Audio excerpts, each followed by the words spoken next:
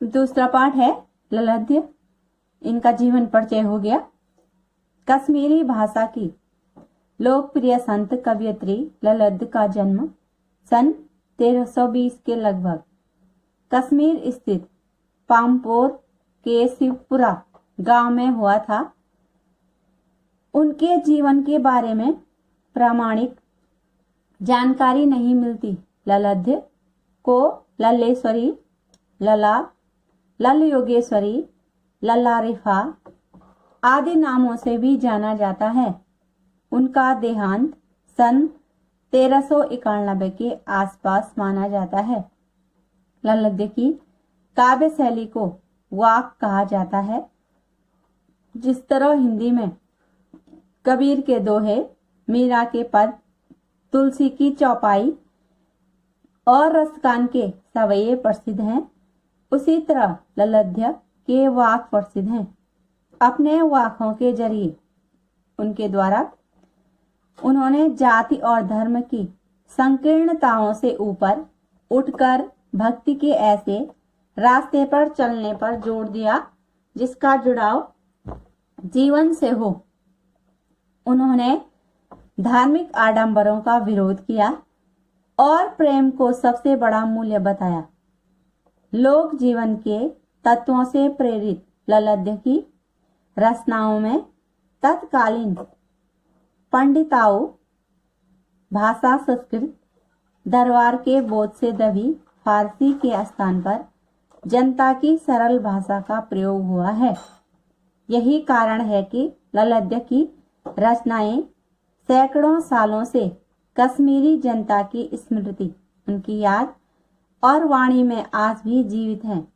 वे आधुनिक कश्मीरी भाषा का प्रमुख स्तंभ मानी जाती हैं। विद्यार्थियों को भक्ति काल की व्यापक जन चेतना और उसके अखिल भारतीय स्वरूप से परिचित कराने के उद्देश्य से यहाँ ललद्य के 4 वाकों का हिंदी अनुवाद प्रस्तुत किया जा रहा है। पहले वाक में ललद्य ने ईश्वर प्राप्ति के लिए किए जाने वाले अपने प्रयासों की व्यर्थता की चर्चा की है। दूसरे में बाह्य आडंबरों का विरोध करते हुए यह कहा है कि अंतःकरण से संभावी होने पर ही मनुष्य की चेतना व्यापक हो सकती है। दूसरे शब्दों में इस माया जाल में कम से कम लिप्त होना चाहिए। तीसरे वाक में कवयित्री के आत्मलोचन की अभिव्यक्ति है। वे अनुभव करती हैं कि भव सागर से पार जाने के लिए सत्कर्म ही सहायक होते हैं। भेदभाव का विरोध और ईश्वर की सर्वव्यापकता का बोध चौथे वाक में है। ललद्य ने आत्मज्ञान को ही सच्चा ज्ञान माना है। रस वाकों का अनुवाद मीरा कांत ने किया है। अब पहला है वाक में कि रस्सी कच्चे धागे की खींच रही मैं नाव, जाने कब सुन मेरी पुकार, करें देव बहु सागर पार, पानी टपके कच्चे सकोरे, व्यर्थ प्रयास हो रहे मेरे, जी में उठती रह हुक, हुक मैंने वेदना, घर जाने की चाह है गहरी। अब इसके शब्दार्थ हो गए। भवसागर संसार रूपी समुद्र, कच्चे सकोरे स्वाभाविक रूप से कमजोर, व्यर्थ बेकार निष्फल जिसको कहते हैं, हुक वेदना, रह हुक मैंने वेदना। अब कवयित्री ने इसका सार हो गया कि कहती हैं कि जीवन क्षण भंगुर है और बड़े प्रयास के बाद भी उसकी ईश्वर से जो साक्षात्कार है वह कवयित्री का नहीं हो पाया है और अपने प्रयास की व्यर्थता पर वह चिंतित है और उनके हृदय में प्रभु से मिलने की वेदना है। अब अर्थ हो गया। कवयित्री ललद्य कहती हैं कि यह जीवन कच्चे धागे की रस्सी के समान है। रस्सी कच्चे धागे की यह जीवन कच्चे धागे की रस्सी के समान है और इसके सहारे खींच रही मैं नाव। इसके सहारे मैं प्रभु भक्ति की नाव खेल रही हूँ, उसको आगे ले जा रही हूँ। न जाने कब सुनेंगे, सुन मेरी पुकार, करें देव भर सागर पार। न जाने कब देव प्रभु मेरी पुकार को सुनेंगे, मेरी आवाज को, मेरी वेदना को सुनेंगे और मुझे इस संसार से पार लगाएंगे। कवयित्री कहती हैं कि कच्चे धागे से बनी हुई इस रस्सी से पानी की बूंदें एक एक करके रोज टपकती रहती हैं, अर्थात यह जीवन धीरे धीरे समाप्त हो रहा है। जितने दिन आगे बढ़ रहे हैं इतने दिन हमारे जीवन के कम होते जा रहे हैं और शरीर की आयु धीरे धीरे कम होती जा रही है। मृत्यु समीप आ रही है और जो प्रभु मिलन के व्यर्थ प्रयास हो रहे हैं, मेरे प्रभु मिलन के मेरे प्रयास हैं वह व्यर्थ प्रतीत हो रहे हैं। मेरा हृदय रह रह करके तड़प उठता है, मेरे मन में भूख मने वेदना पीड़ा है कि उस परमात्मा के, मैं उस परमात्मा के घर जाने की चाह है मेरे। मैं कब उस प्रभु से मिलूंगी और अब मैं अपने घर अर्थात परमात्मा के निवास स्थान जाना चाहती हूं। अब इसमें प्रश्न हो गए, कवि और कविता का नाम लिखिए। तो कवयित्री और कविता का नाम लिखिए। तो कवयित्री का नाम हो गया ललाध्या और कविता का नाम हो गया वाक। दूसरा प्रश्न हो गया वाक का आशय स्पष्ट कीजिए। तो आशय हो गया अर्थ। अगला प्रश्न है कवयित्री ने कच्चे धागे की रस्सी किसे कहा है? तो कवयित्री ने जीवन जीने के जो साधन है अर्थात शरीर को कच्चे धागे की रस्सी के समान कहा है। रस्सी कच्चे धागे की, कवयित्री ने जीवन को कच्चे धागे की रस्सी के समान कहा है। अगला प्रश्न नाव का प्रतीकार्थ बतलाइए। खींच रही मैं नाव, तो नाव का प्रतीकार्थ बतलाइए। तो नाव प्रभु भक्ति का प्रतीक है जिसके सहारे हम जीवन में आगे बढ़ते रहते हैं। अगला प्रश्न हो गया पानी टपकने का आशय स्पष्ट कीजिए। पानी टपकने का आशय स्पष्ट कीजिए। तो पानी टपकने से तात्पर्य है कि समय धीरे धीरे जीवन रूपी रस्सी को गला रहा है, उसको समाप्त कर रहा है। अगला प्रश्न हो गया कवयित्री का कौन सा प्रयास व्यर्थ हो रहा है?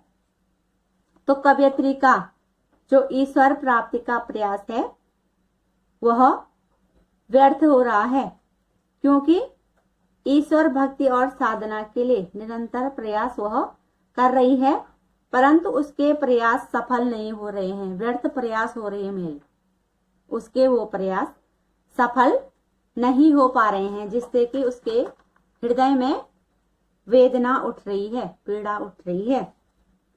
अगला प्रश्न हो गया कवयित्री जी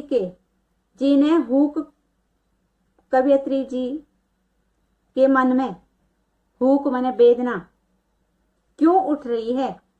तो उनके मन में ईश्वर से मिलने की जो तड़प है और वह बार बार रह करके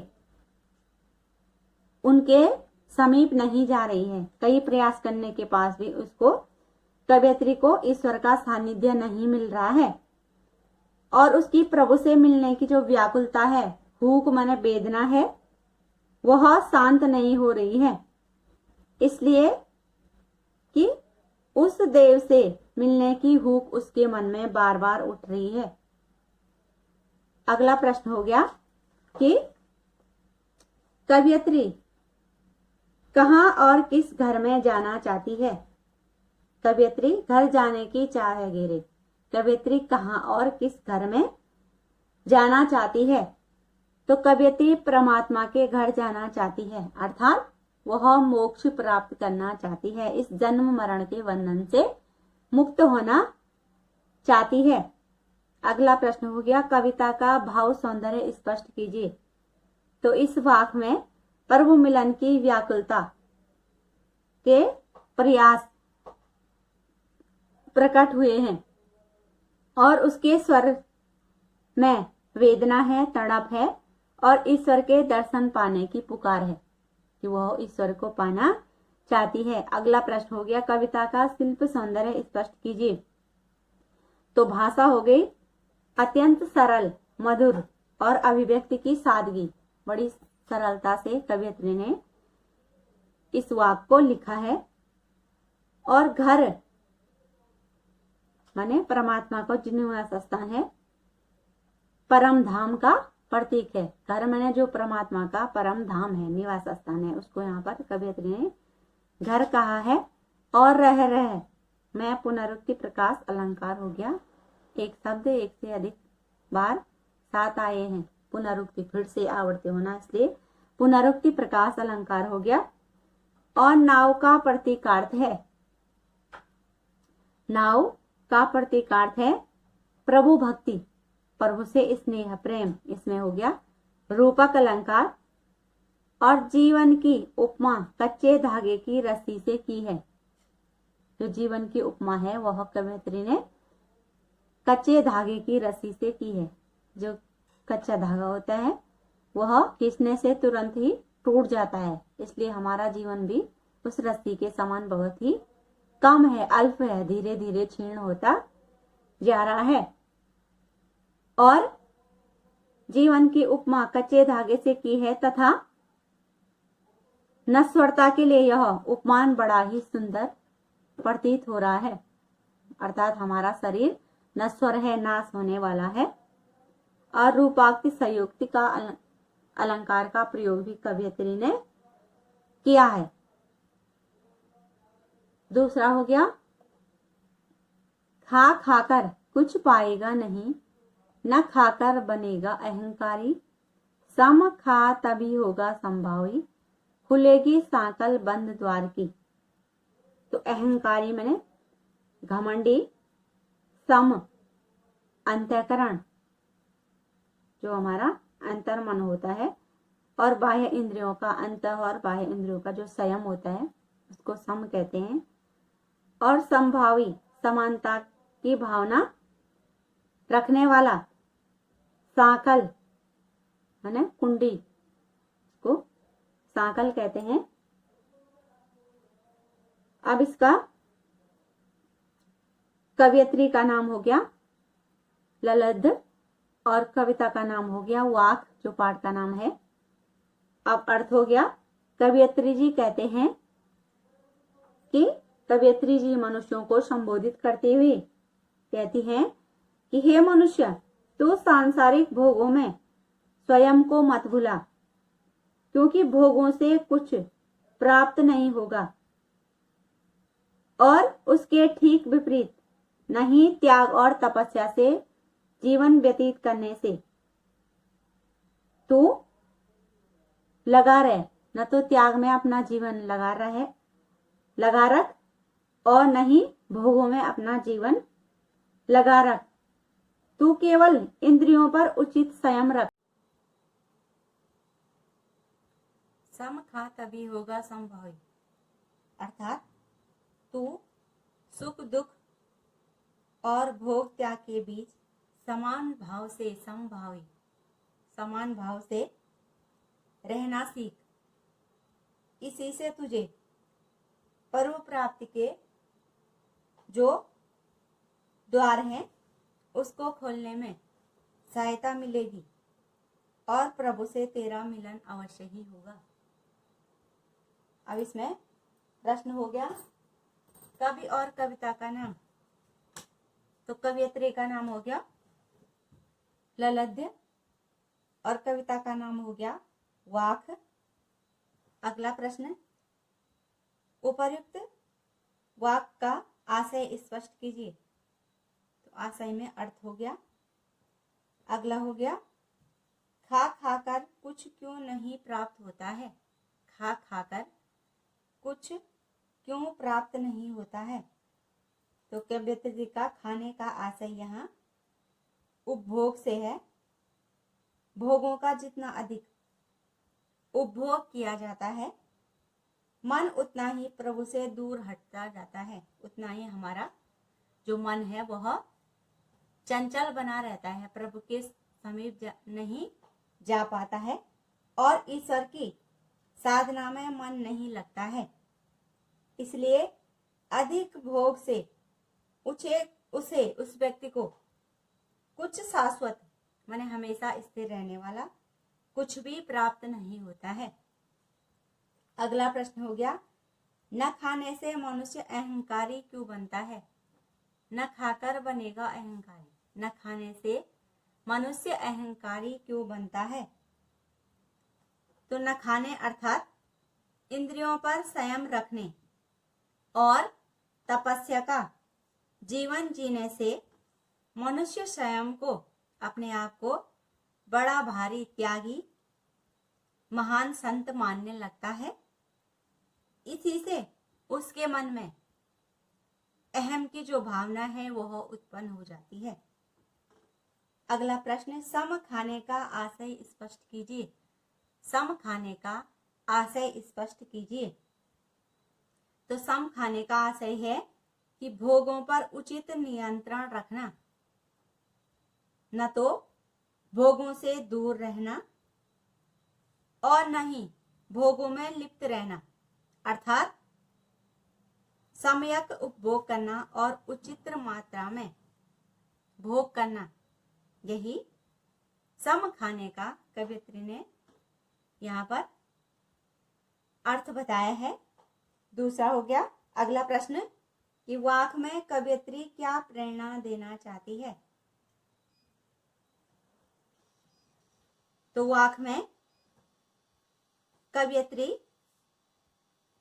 मनुष्य को जीवन में सहजता के साथ समभाव से संयम अपनाने और प्रभु से मिलने की प्रेरणा देना चाहती है। इससे ही तुझे तेरा प्रभु से मिलन होगा। अगला प्रश्न बंद द्वार से क्या अभिप्राय है। बंद द्वार से कवियत्री का क्या अभिप्राय है। तो बंद द्वार से कवियत्री का आशय है प्रभु मिलन का द्वार। अगला प्रश्न समभावी कौन कहा जा सकता है। समभावी कौन कहा जा सकता है। तो समभावी उसे कहा जा सकता है जो भोग और त्याग के बीच का मध्यम मार्ग अपनाता है, उसको समभावी कहा जाता है। अगला प्रश्न वाक का भाव सौंदर्य स्पष्ट कीजिए। तो भाव सौंदर्य हो गया सहज जीवन शैली अपनाते हुए सरल भाव से ईश्वर की भक्ति में लीन रहना और प्रभु प्राप्ति के लिए निरंतर प्रयास करने की प्रेरणा कवियत्री ने बड़ी सादगी से प्रकट की है और संबोधन शैली का कवियत्री ने यहाँ पर प्रयोग किया है। अगला प्रश्न हो गया वाक का शिल्प सौंदर्य स्पष्ट कीजिए। तो शिल्प सौंदर्य में पहला हो गया भाषा अत्यंत सरल सुबोध और उपदेशात्मक है। कवियत्री हमें उपदेश दे रही है कि कैसे हमें प्रभु के दर्शन हो सकते हैं। और खा खा में पुनरुक्ति प्रकाश अलंकार हो गया बंद द्वार की सांकल। बंद द्वार की सांकल में रूपकाति संयोक्ति अलंकार और संबोधन शैली का कवियत्री ने यहाँ पर प्रयोग किया है।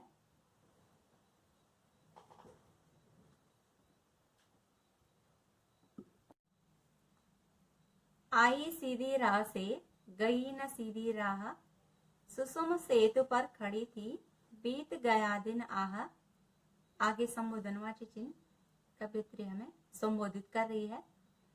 जेब टटोली कौड़ी न पाई, माझी को दूं क्या उतराई। अब इसके शब्दार्थ हो गए।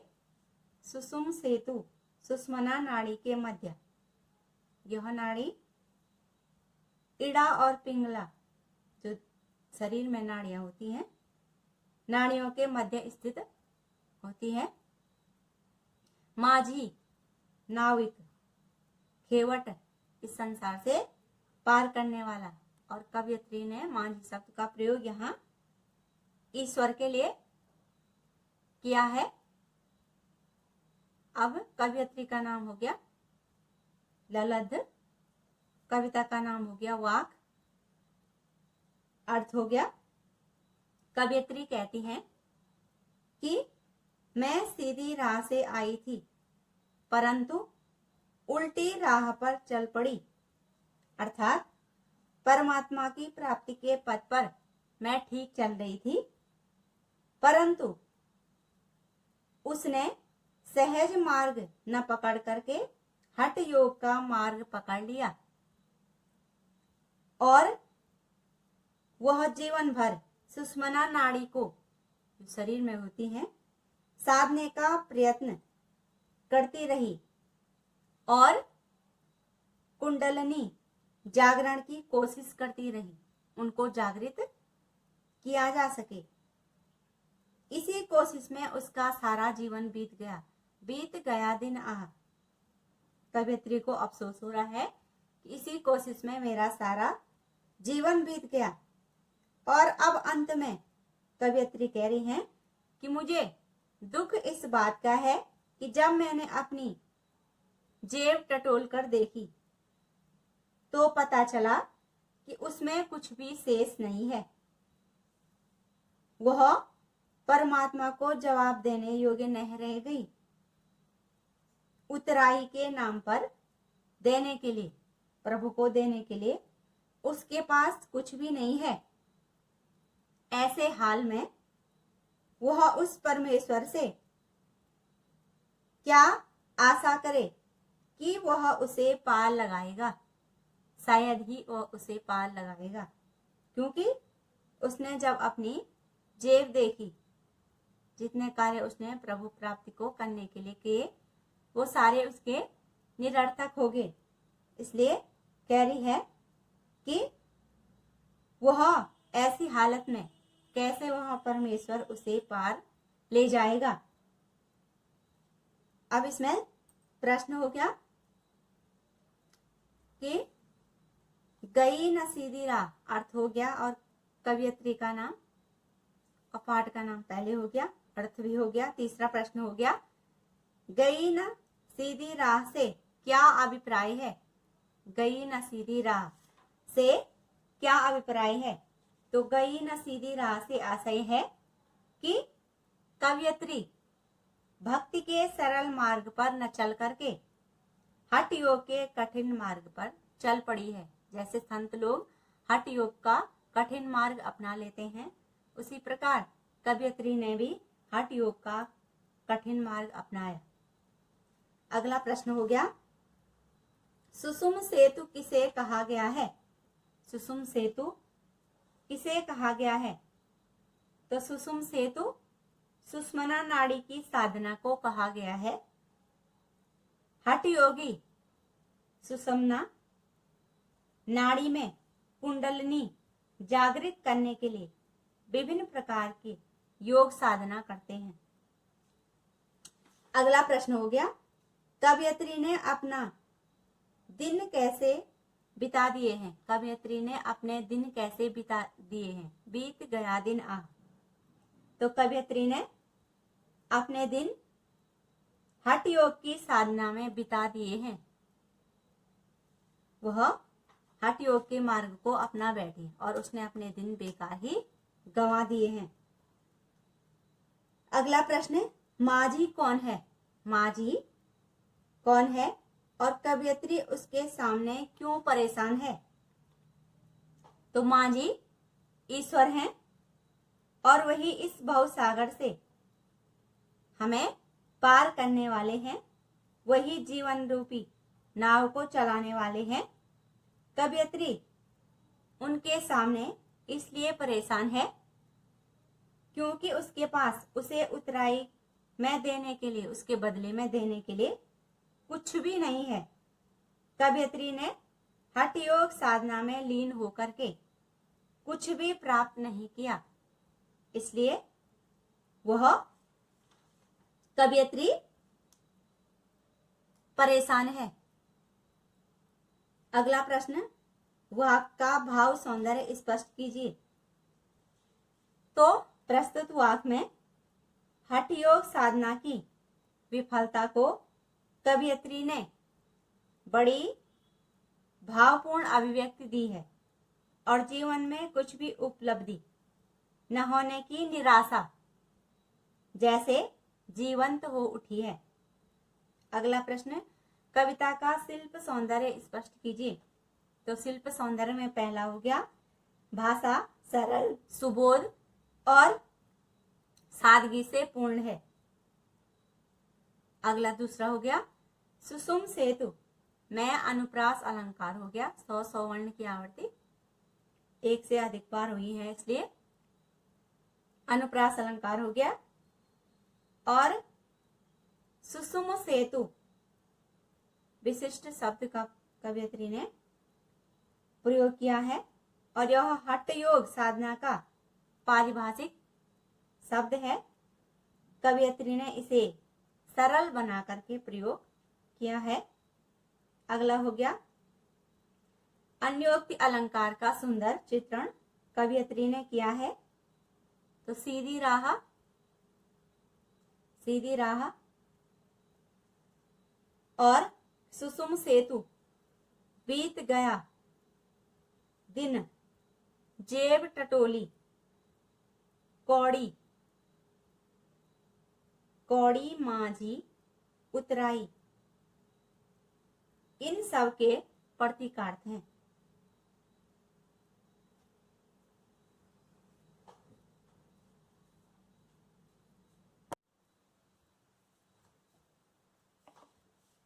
थल थल में बसता है शिव ही, भेद न कर क्या हिंदू मुसलमान, ज्ञानी है तो स्वयं को जान, वही है साहिब से पहचान। अब इसके शब्दार्थ हो गए। थल धरती के लिए कवयित्री ने प्रयोग किया है, शिव शंकर, साहिब ईश्वर, कवयित्री का नाम हो गया ललद, कविता का नाम हो गया वाक। अर्थ हो गया कवयित्री कहती हैं कि परमात्मा सर्वशक्तिमान है, वह कल्याणकारी और सर्वव्यापक है। वसता है शिव ही, वह कल्याणकारी है और सर्वव्यापक है, सब में बसा हुआ है। इसलिए हिंदू हो या मुसलमान, उस ईश्वर को अपनाने में हमें भेदभाव नहीं करना चाहिए। कवयित्री ज्ञानी है, ज्ञानी मनुष्यों को संबोधित करते हुए कहती हैं कि हे ज्ञानी, अगर तू सच्चा ज्ञानी है तो पहले अपने अंतर मन को पहचान और अपने आप आत्म स्वरूप की पहचान करके तू अपने आत्मा से ही परमात्मा को पहचान सकता है, उसकी पहचान हो सकती है, साहिब की पहचान, उस ईश्वर की पहचान तुझे हो सकती है। अब तीसरा प्रश्न हो गया, इसमें पहला हो गया कवयित्री और कविता का नाम, दूसरा अर्थ हो गया। तीसरा प्रश्न हो गया कवयित्री अपने प्रभु को किस नाम से पुकारती है और क्यों। तो कवयित्री अपने प्रभु को शिव, शिव माने सर्वव्यापक, सब जगह फैला हुआ, प्रभु को शिव नाम से पुकारती है।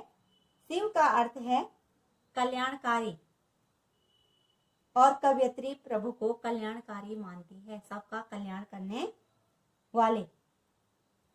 अगला प्रश्न हो गया कवयित्री ज्ञानी को क्या जानने की प्रेरणा देती है?